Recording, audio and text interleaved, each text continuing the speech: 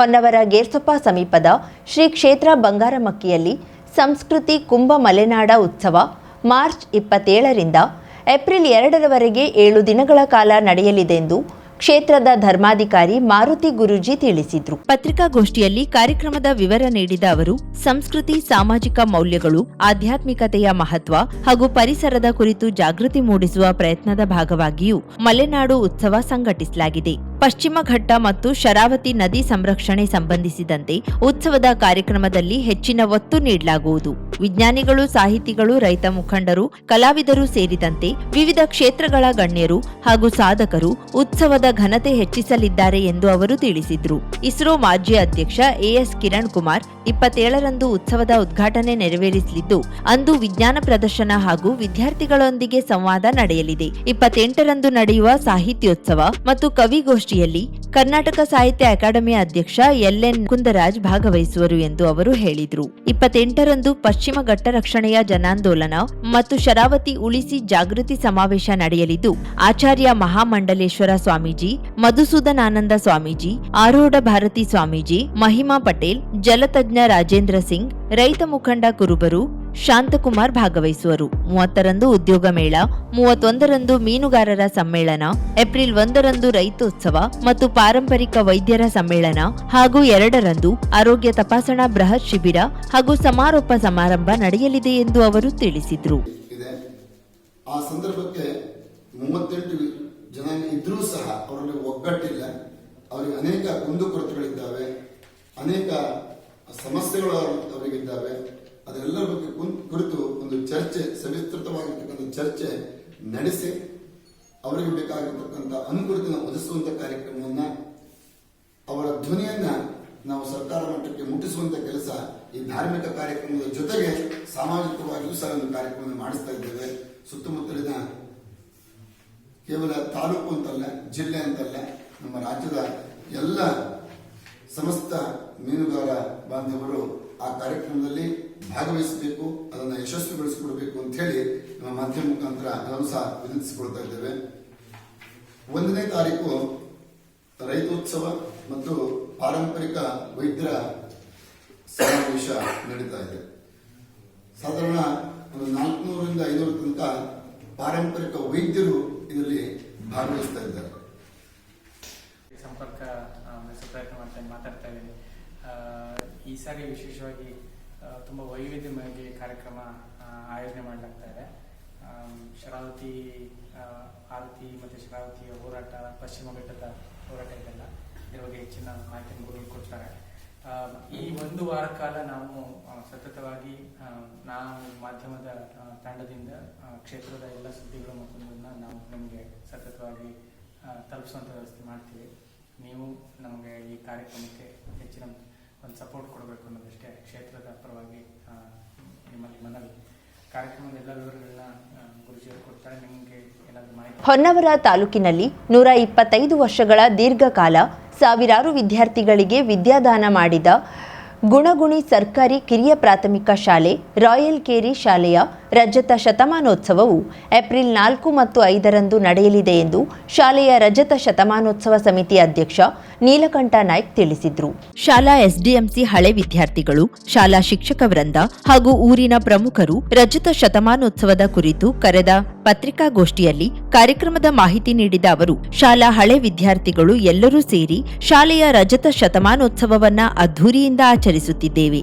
April 4ರಂದು ಶನಿವಾರ 4 ಗಂಟೆಗೆ ಜಿಲ್ಲಾ ಉಸ್ತುವಾರಿ ಸಚಿವ ಮಂಕಾಳ್ ವೈದ್ಯ ಕಾರ್ಯಕ್ರಮವನ್ನ ಉದ್ಘಾಟಿಸಲಿದ್ದಾರೆ. ಶಿಕ್ಷಣ ಸಚಿವ ಮಧು ಬಂಗಾರಪ್ಪ ಅವರು ಹಸ್ತಪತ್ರಿಕೆ ಮತ್ತು ಶಾಲಾ ದ್ವಾರ ಮಂಟಪ ಉದ್ಘಾಟಿಸಲಿದ್ದಾರೆ. ಅಧ್ಯಕ್ಷತೆಯನ್ನ ಶಾಸಕ ದಿನಕರ್ ಶೆಟ್ಟಿ ವಹಿಸಲಿದ್ದಾರೆ. ಸಮಾರೋಪ ಸಮಾರಂಭವು ರವಿವಾರ ಏಪ್ರಿಲ್ 5ರಂದು ಬೆಳಿಗ್ಗೆ 11 ಗಂಟೆಗೆ ಶಾರದಾ ಪೂಜೆಯೊಂದಿಗೆ ಆರಂಭವಾಗಲಿದೆ. ಮಧ್ಯಾಹ್ನ 1 ಗಂಟೆಗೆ ಪ್ರಸಾದ ಭೋಜನ ಹಾಗೂ ಸಾಯಂಕಾಲ 4 ಗಂಟೆಗೆ ಸಭಾ ಕಾರ್ಯಕ್ರಮ ನಡೆಯಲಿದೆ.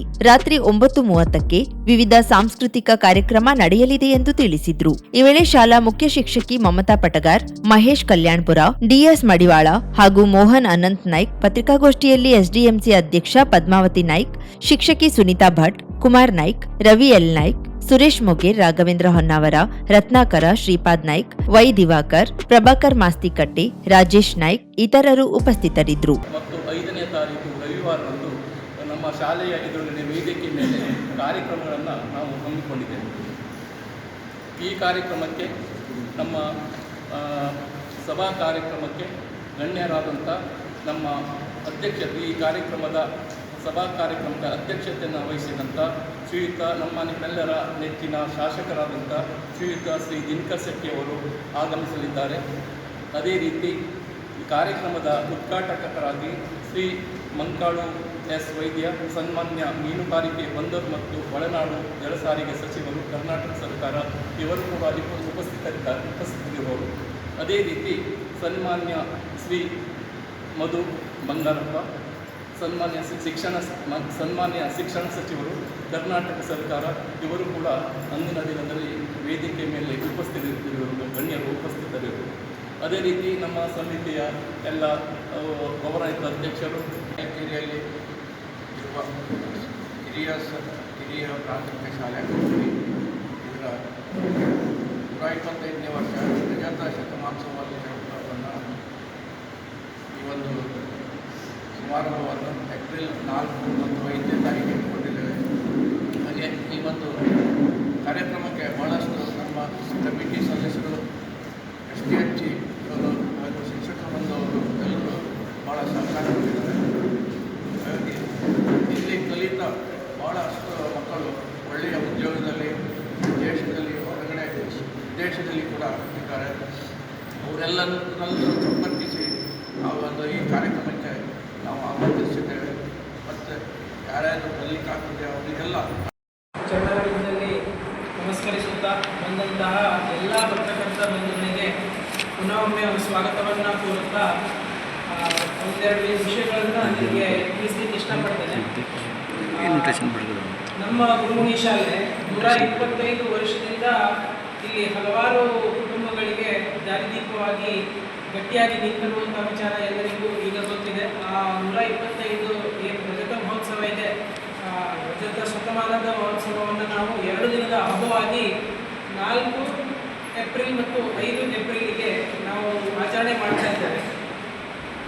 ನಾವು ಬರೀ ಒಂದು ಸ್ಟೇಜ್ ಪ್ರೋಗ್ರಾಮ್ ಮಾತ್ರ ಮಾಡ್ತಾ ಇಲ್ಲ, ನಾವು ಸ್ಕೂಲಿಂದ ಡೆವಲಪ್ಮೆಂಟ್ ಕೂಡ ಮಾಡ್ತಾ ಇದ್ದೇವೆ. ರೂಮನ್ನು ರಿನೋವೇಟ್ ಮಾಡಿ, ಆಮೇಲೆ ರೂಫನ್ನು ಸರಿ ಮಾಡಿ, ಬೇರೆ ಏನು ಅದರಲ್ಲಿ ಏನು ಮೂಲಭೂತ ಸೌಕರ್ಯಗಳು ಏನಿದೆ, ಏನು ಬೇಕಾಗಿದೆ.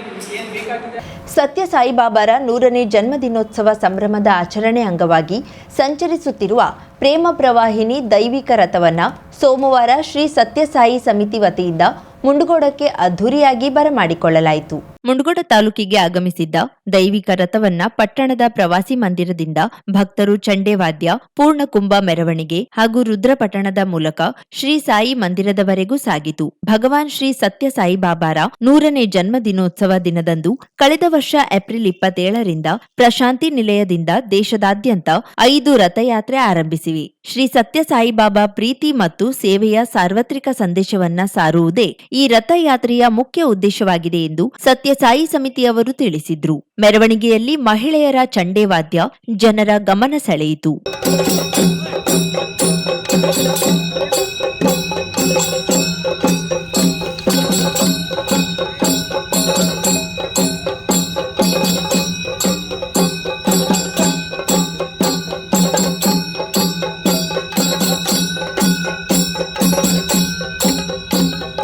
ಗೋಕರ್ಣ ನಾಡುಮಾಸ್ಕೇರಿ ಗ್ರಾಮ ಪಂಚಾಯಿತಿ ವ್ಯಾಪ್ತಿಯ ದುಬ್ಬನಸಸಿ ಮತ್ತಿತರ ಕಡೆಯ ಕಡಲ ತೀರದಲ್ಲಿ ಬಂದ್ ಆಗಿದ್ದ ಸರ್ಕಾರಿ ಜಾಗದಲ್ಲಿ ನಿರ್ಮಿಸಿದ್ದ ಹೋಟೆಲ್ ರೆಸಾರ್ಟ್ಗಳು ಪುನಃ ಕಾರ್ಯಚಟುವಟಿಕೆ ಆರಂಭಿಸಿವೆ.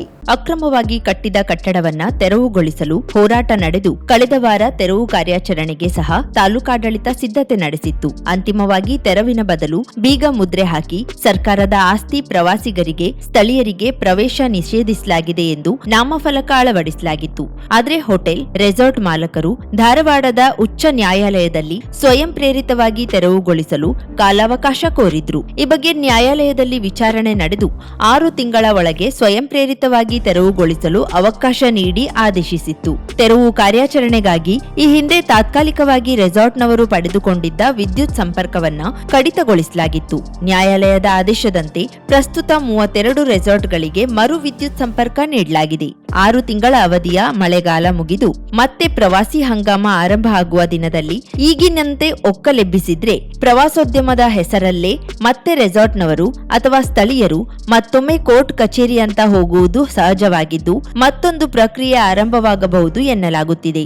ಕಾರವಾರ ನಗರದ ಎಂಜಿ ರಸ್ತೆ ಪಕ್ಕದಲ್ಲಿರುವ ಸರ್ಕಾರಿ ನೌಕರರ ಭವನದಲ್ಲಿ ಮಾರ್ಚ್ 28ರಿಂದ ಏಪ್ರಿಲ್ 17ರವರೆಗೆ 21 ದಿನಗಳ ಕಾಲ ಜಿಲ್ಲಾ ಮಟ್ಟದ ಚಿಣ್ಣರ ಹೆಜ್ಜೆ 2026 ಮಕ್ಕಳ ಬೇಸಿಗೆ ಶಿಬಿರವನ್ನು ಆಯೋಜಿಸಲಾಗಿದೆ ಎಂದು ಸ್ಟಾರ್ ಚಾಯ್ಸ್ ನೃತ್ಯ ಮತ್ತು ಕಲಾ ಕೇಂದ್ರದ ಸಂಸ್ಥಾಪಕ ರಾಜನ್ ಬಾನಾವಳಿಕರ್ ತಿಳಿಸಿದ್ದಾರೆ. ಕಾರವಾರ ನಗರದ ಜಿಲ್ಲಾ ಪತ್ರಿಕಾ ಭವನದಲ್ಲಿ ಸೋಮವಾರ ಪೋಸ್ಟರ್ ಬಿಡುಗಡೆಗೊಳಿಸಿ ಮಾತನಾಡಿದ ಅವರು, ಸ್ಟಾರ್ ಚಾಯ್ಸ್ ನೃತ್ಯ ಮತ್ತು ಕಲಾ ಕೇಂದ್ರ, ಕರ್ನಾಟಕ ರಾಜ್ಯ ಸರ್ಕಾರಿ ನೌಕರರ ಸಂಘ ಮತ್ತು ಜೆನೆಟಿಕ್ ಸ್ಮಾರ್ಟ್ ಸೊಲ್ಯೂಷನ್ ಕಾರವಾರ ಇವರ ಸಂಯುಕ್ತಾಶ್ರಯದಲ್ಲಿ ಈ ಶಿಬಿರವನ್ನ 13ನೇ ವರ್ಷವೂ ನಡೆಸಲಾಗುತ್ತಿದೆ ಎಂದು ತಿಳಿಸಿದ್ರು. 5ರಿಂದ 16 ವರ್ಷದೊಳಗಿನ ಮಕ್ಕಳಿಗೆ ಅವಕಾಶವಿರುವ ಈ ಶಿಬಿರವು ಪ್ರತಿದಿನ ಬೆಳಿಗ್ಗೆ 8ರಿಂದ ಮಧ್ಯಾಹ್ನ 1ರವರೆಗೆ ನಡೆಯಲಿದೆ.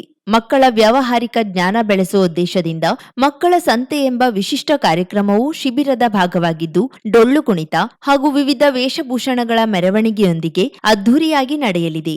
ಮಾರ್ಚ್ 28ರಂದು ನಡೆಯುವ ಉದ್ಘಾಟನಾ ಸಮಾರಂಭದಲ್ಲಿ ರಾಜ್ಯ ಸರ್ಕಾರಿ ನೌಕರರ ಸಂಘದ ಜಿಲ್ಲಾಧ್ಯಕ್ಷ ಸಂಜೀವ್ ಕುಮಾರ್ ನಾಯ್ಕ್, ಕರಾವಳಿ ಮುಂಜಾವು ಪತ್ರಿಕೆ ಕಾರ್ಯನಿರ್ವಾಹಕ ಸಂಪಾದಕ ಟಿಬಿ ಹರಿಕಾಂತ್, ಸತ್ಯಸಾಯಿ ಸಮಿತಿ ಉತ್ತರ ಕನ್ನಡದ ಸುರೇಶ್ ಶೆಟ್ಟಿ ಹಾಗೂ ಡ್ಯಾನ್ಸ್ ಇಂಡಿಯಾ ಡ್ಯಾನ್ಸ್ ವಿಜೇತ ಸಂಕೇತ್ ಗಾಂವ್ಕರ್ ಕಾರ್ಯಕ್ರಮಕ್ಕೆ ಚಾಲನೆ ನೀಡಲಿದ್ದಾರೆ. ಆದಷ್ಟು ಜನರಿಗೆ ಅಂದ್ರೆ ಮಕ್ಕಳಿಗೆ ಮೊಬೈಲ್ ಇಂದ ದೂರ ಇಡಲಿಕ್ಕೆ ಇಂಥ ಚಟುವಟಿಕೆಗಳು ಮಾಡಬೇಕಂತ ಎಲ್ಲರಿಗೂ ವಿಚಾರ. ಯಾಕಂದ್ರೆ ಈಗಿನ ಕಾಲದಲ್ಲಿ ಬರೀ ಮೊಬೈಲ್ ಮಕ್ಕಳಿಗೆ, ಆದರೂ ಇಂಥದ್ದು ಆಕ್ಟಿವಿಟೀಸ್ ಬಂದರೆ ಸುಮಾರು 8ರಿಂದ ಮಧ್ಯಾಹ್ನ 1ರವರೆಗೆ ಅವರ ಮಕ್ಕಳು ಮೊಬೈಲ್ಗೆ ದೂರ ಆಗ್ತಾರೆ. ಮತ್ತು ಹಲವಾರು ಅವ್ರಿಗೆ ನೋಡಿದ್ವಿ ಕರಾಟೆ, ಯೋಗ, ಡಾನ್ಸ್, ಪ್ಲೇ ಮಾಡಲಿಂಗ್ ಎಲ್ಲ ಆಕ್ಟಿವಿಟೀಸ್ ಅಂದರೆ ಅದರೊಳಗೆ ಅವ್ರಿಗೆ ಸ್ವಲ್ಪ ಜ್ಞಾನ ಬರ್ತದೆ ಮತ್ತು ಮೊಬೈಲ್ಗೆ ದೂರ ಆಗ್ತಾರೆ. ಹೆಚ್ಚಿನ ಮಾಹಿತಿಗಾಗಿ ಜ್ಯೋತಿ ನಾಯ್ಕ್ 9113294513, ಅಭಿಷೇಕ್ 8310119940, ರಾಜನ್ ಬಾನಾವಳಿಕರ್ 9483613834 ಇವರನ್ನ ಸಂಪರ್ಕಿಸಬಹುದು.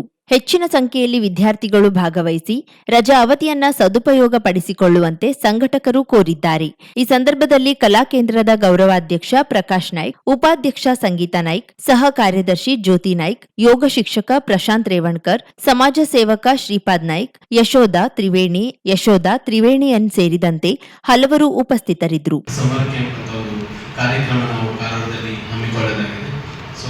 ಸ್ಟಾರ್ ಚಾಯ್ಸ್ ಕರ್ನಾಟಕ ರಾಜ್ಯ ಸರ್ಕಾರಿ ನೌಕರರ ಸಂಘ ಉತ್ತರ ಕನ್ನಡ ಹಾಗೂ ಜೆನೆಟಿಕ್ ಸ್ಮಾರ್ಟ್ ಸೊಲ್ಯೂಷನ್ಸ್ ಕಾರವಾರ ಇವರ ಸಂಯುಕ್ತಾಶ್ರಯದಲ್ಲಿ 13ನೇ ವರ್ಷದ ಜಿಲ್ಲಾ ಮಟ್ಟದ ಚಿಣ್ಣರ ಹೆಜ್ಜೆ 2026 ಮಕ್ಕಳ ಬೇಸಿಗೆ ಶಿಬಿರವು ಆಯೋಜಿಸಲಾಗಿದೆ.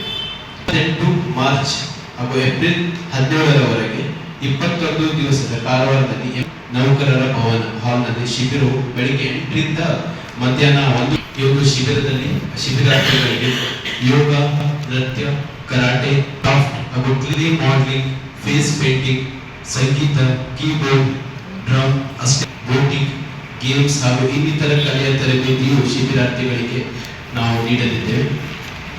ಮಕ್ಕಳಲ್ಲಿ ಒಂದು ವ್ಯಾವಹಾರಿಕ ರಾಜ್ಯದ ಕರಾವಳಿ ಜಿಲ್ಲೆಗಳಾದ ಉತ್ತರ ಕನ್ನಡ, ಉಡುಪಿ ಮತ್ತು ದಕ್ಷಿಣ ಕನ್ನಡ ಜಿಲ್ಲೆಗಳಲ್ಲಿನ ಪ್ರವಾಸಿ ತಾಣಗಳು ರಾಜ್ಯದ ಪ್ರವಾಸೋದ್ಯಮದ ಅಭಿವೃದ್ಧಿಗೆ ಹೆಚ್ಚಿನ ಬಲ ತುಂಬಿವೆ ಎಂದು ಕಾನೂನು, ನ್ಯಾಯ, ಮಾನವ ಹಕ್ಕುಗಳು, ಸಂಸದೀಯ ವ್ಯವಹಾರ, ಶಾಸನ ರಚನೆ ಹಾಗೂ ಪ್ರವಾಸೋದ್ಯಮ ಸಚಿವ ಎಚ್.ಕೆ. ಪಾಟೀಲ್ ಹೇಳಿದರು. ಹಳಿಯಾಳದಲ್ಲಿ ಲೋಕೋಪಯೋಗಿ ಇಲಾಖೆ ಹಾಗೂ ಪ್ರವಾಸೋದ್ಯಮ ಇಲಾಖೆ ವತಿಯಿಂದ 798 ಲಕ್ಷ ರೂಪಾಯಿ ವೆಚ್ಚದಲ್ಲಿ ನಿರ್ಮಿಸಿದ್ದ ಸಮಾವೇಶ ಕೇಂದ್ರ ಕಟ್ಟಡ ಉದ್ಘಾಟಿಸಿ ಮಾತನಾಡಿದ ಅವರು, ಕರಾವಳಿ ಭಾಗದಲ್ಲಿ ಪ್ರವಾಸೋದ್ಯಮ ಅಭಿವೃದ್ಧಿಗೆ ರಾಜ್ಯದ ಇತರೆ ಜಿಲ್ಲೆಗಳಿಂದ ಅತ್ಯಂತ ವಿಪುಲ ಅವಕಾಶಗಳಿದ್ದು ಇದಕ್ಕೆ ಇನ್ನೂ ಹೆಚ್ಚಿನ ಪ್ರಚಾರದ ಅಗತ್ಯವಿದೆ ಎಂದರು. ಹಳಿಯಾಳ ಮತ್ತು ದಾಂಡೇಲಿ ಭಾಗದಲ್ಲಿ ಗಾರ್ಡನ್ಗಳನ್ನು ನಿರ್ಮಿಸಲು 1 ಕೋಟಿ ರೂಪಾಯಿಗಳನ್ನು ಬಜೆಟ್ನಲ್ಲಿ ಮೀಸಲಿಡಲಾಗಿದ್ದು ಸಂಚಾರಿ ರಾಕ್ ಟೂರಿಸ್ಟ್ ಡೆಸ್ಟಿನೇಷನ್ ಅಭಿವೃದ್ಧಿಗಾಗಿ 50 ಲಕ್ಷ ರೂಪಾಯಿ ನೀಡಲಾಗುವುದು. ಕ್ಯಾಸಲ್ ರಾಕ್ ನೇಚರ್ ಕ್ಯಾಂಪ್ ಅಭಿವೃದ್ಧಿಗೆ 50 ಲಕ್ಷ ರೂಪಾಯಿ ನೀಡಲಾಗುವುದು ಎಂದರು.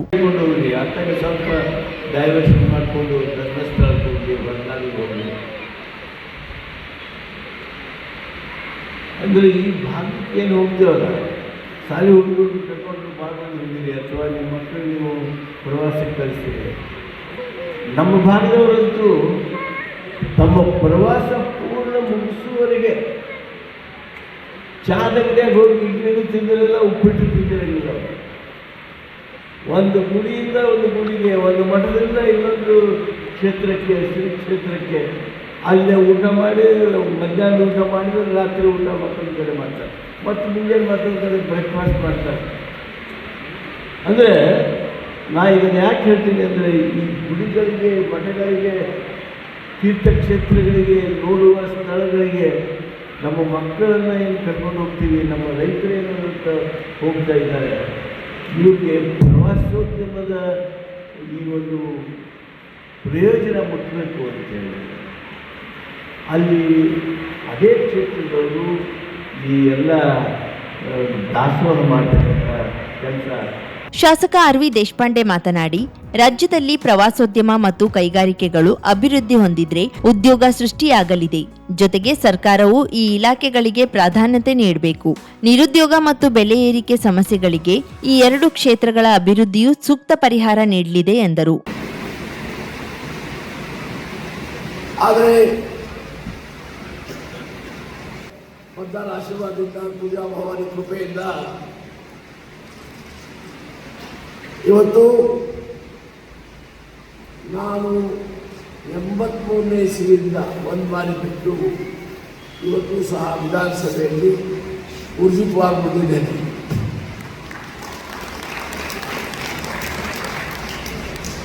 ಎಷ್ಟು ಬಾರಿ ವಿನಂದನೆ ಹೇಳ್ತಿದೆ, ನಾನು ಆರಿಸಿ ಬಂದಿದ್ದೇನೆ, ಅಷ್ಟು ಬಾರಿ ಇನ್ನೂ ಯಾರು ಆ ರೆಕಾರ್ಡ್ ನೋಡ್ಲಿಕ್ಕೆ ಸಾಧ್ಯ ಆಗಿಲ್ಲ. ಯಾರು ಮುರಿಬೇಕಂತ ನನ್ನ ಅಪೇಕ್ಷೆ. ಮುಖ್ಯವಾಗಿ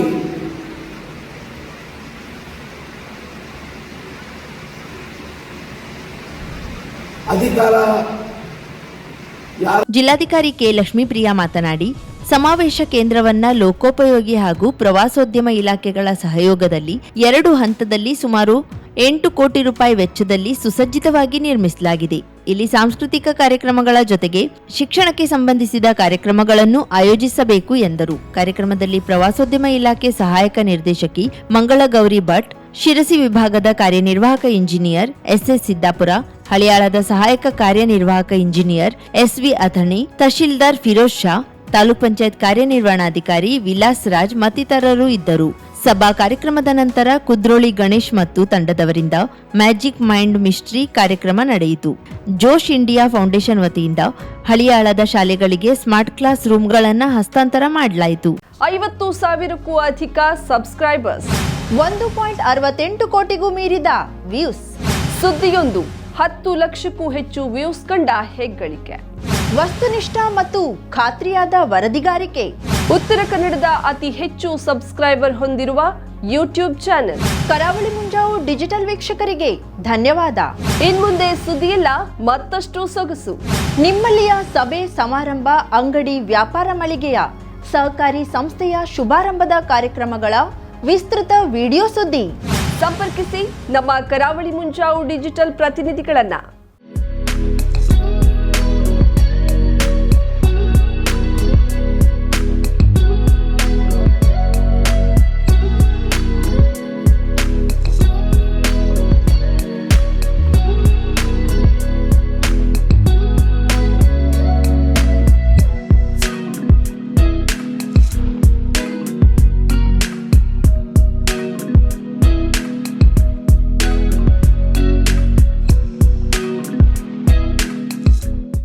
ಸಮಾರಂಭ ನಿಮ್ಮದು, ಸಂಭ್ರಮ ನಮ್ಮದು. ನೋಡ್ತಾ ಇರಿ ಕರಾವಳಿ ಮುಂಜಾವು ಡಿಜಿಟಲ್.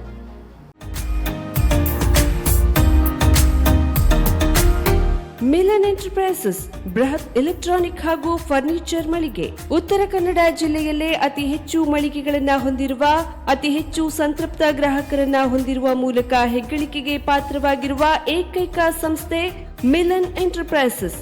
ನಮ್ಮ ಮಳಿಗೆಗಳಲ್ಲಿ ಪ್ರಸಿದ್ಧ ಕಂಪನಿಗಳ electronic refrigerator, washing machine, LED TV, ಎಸಿಗಳು ಲಭ್ಯ. ಭಾರತದ ಕರಾವಳಿ ಹವಾಮಾನಕ್ಕೆ ಹೊಂದಿಕೊಳ್ಳುವ ನಂಬರ್ 1 ಬ್ರ್ಯಾಂಡ್ ಆದ ಗೋದ್ರೇಜ್ ಕಂಪನಿಯ ಕಪಾಟು, ಆಫೀಸ್ ಟೇಬಲ್, ಆಫೀಸ್ ಚೇರ್, ಬ್ಯಾಂಕ್ಗಳಿಗೆ ಹಾಗೂ ಚಿನ್ನದ ಅಂಗಡಿಗಳಿಗೆ ಬೇಕಾಗುವ ಸೇಫ್ ಲಾಕರ್ಗಳು ಅತಿ ಕಡಿಮೆ ಬೆಲೆಯಲ್ಲಿ ಲಭ್ಯವಿದೆ. Teak wood sofa set, wooden dining table ಹಾಗೂ ಗ್ರಾಹಕರಿಗೆ ಬೇಕಾಗುವ ಅಳತೆಯಲ್ಲಿ ನಿಮ್ಮ ಮನೆಗೆ ಹೊಂದಿಕೊಳ್ಳುವ ಹಾಗೆ ಫರ್ನಿಚರ್ಗಳನ್ನ ಮಾಡಿಕೊಡಲಾಗುವುದು. ಕಸ್ಟಮೈಸ್ಡ್ ಕಿಚನ್, ವಾರ್ಡ್ರೋಬ್ಗಳನ್ನ ಅತಿ ಹೆಚ್ಚು ವರ್ಷಗಳ ಕಾಲ ಬಾಳಿಕೆ ಬರುವ ಹಾಗೆ ವಾರಂಟಿಯೊಂದಿಗೆ ಮಾಡಿಕೊಡಲಾಗುವುದು. ನಮ್ಮಲ್ಲಿ ಡ್ಯೂರಾಫ್ಲೆಕ್ಸ್, ಗೋದ್ರೇಜ್ ಕಂಪನಿಯ memory foam mattress, orthopedic mattress, spring ಮ್ಯಾಟ್ರೆಸ್ಗಳು ಕಡಿಮೆ ಬೆಲೆಯಲ್ಲಿ ಲಭ್ಯ. ವಿವಿಧ ಕಂಪನಿಗಳ ನವೀನ ಮಾದರಿಯ mixer, grinder, fan, cooker, tawa, flask, micro ಓವೆನ್ಗಳು ಲಭ್ಯವಿದೆ. 0% ಬಡ್ಡಿಯೊಂದಿಗೆ ಸ್ಥಳದಲ್ಲಿಯೇ ಬಜಾಜ್ ಫೈನಾನ್ಸ್ನಿಂದ ಸಾಲ ಸೌಲಭ್ಯವಿದೆ. ಮಿಲನ್ ಎಂಟರ್ಪ್ರೈಸಸ್ ನಲ್ಲಿ ಖರೀದಿ ಮಾಡುವ ಗ್ರಾಹಕರಿಗೆ ಡಿಸ್ಕೌಂಟ್ ಮತ್ತು ಗಿಫ್ಟ್ ಜೊತೆಗೆ ಪ್ರತಿ 2,000 ರೂಪಾಯಿಗಳ ಖರೀದಿಗೆ ಒಂದು ಬಂಪರ್ ಲಕ್ಕಿ ಡ್ರಾ ಕೂಪನ್ ನೀಡಲಾಗುವುದು. ಈ ಲಕ್ಕಿ ಡ್ರಾನಲ್ಲಿ 7 ಲಕ್ಷದವರೆಗೆ ಬಹುಮಾನ ಗೆಲ್ಲುವ ಅವಕಾಶ ನಿಮ್ಮದಾಗಿರುತ್ತದೆ. ಲಕ್ಕಿ ಡ್ರಾದಲ್ಲಿ 1 ಕಾರ್, 2 ಬೈಕ್ ಮತ್ತು ರೆಫ್ರಿಜಿರೇಟರ್, ವಾಷಿಂಗ್ ಮಷಿನ್ ಸೇರಿದಂತೆ 30 ಲಕ್ಕಿ ಗ್ರಾಹಕರಿಗೆ ಬಹುಮಾನ ಗೆಲ್ಲುವ ಅವಕಾಶ. ಗ್ರಾಹಕರ ಸಂತೃಪ್ತಿಗೆ ನಮ್ಮ ಮೊದಲ ಆದ್ಯತೆ ಎನ್ನುವುದು ಮಿಲನ್ ಎಂಟರ್ಪ್ರೈಸಸ್ನ ವಾಕ್ಯ. ಉತ್ತರ ಕನ್ನಡ ಜಿಲ್ಲೆಯ ನಮ್ಮ ಶೋರೂಮ್ಗಳಾದ old Mahalakshmi super market, Mulla stop ಹತ್ತಿರ, ಕಾಜುಬಾಗ್, ಕಾರವಾರ, ಅಗ್ರಿಕಲ್ಚರ್ ಆಫೀಸ್ ಎದುರುಗಡೆ, ಮಾಸ್ತಿಕಟ್ಟೆ ರೋಡ್, ಹೊನ್ನಾವರ, ಸೀಮಾ ಕಾಂಪ್ಲೆಕ್ಸ್ ಹತ್ತಿರ, Moni Basti main road, Bhatkal, Indian bank ಎದುರು, CP Bazar road, Sirsi, JS building, JN road, Dandeli, KS building, Motikeri road, Haliyal. ಇಲ್ಲಿಗೆ ತಪ್ಪದೇ ಭೇಟಿ ನೀಡಿ ಸಂತೃಪ್ತರಾಗಿ.